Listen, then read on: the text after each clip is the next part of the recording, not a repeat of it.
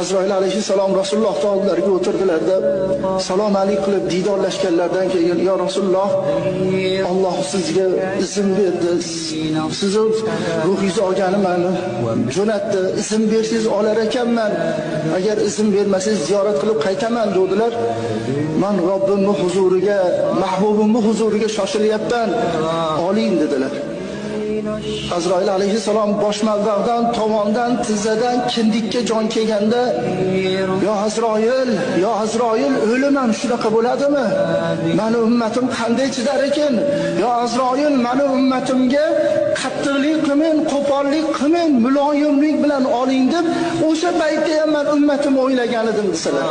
Hazrat Ali aytadilarki, Rasulullohning oxirgi holatlari-yu, namozga ummatimni buyuraman,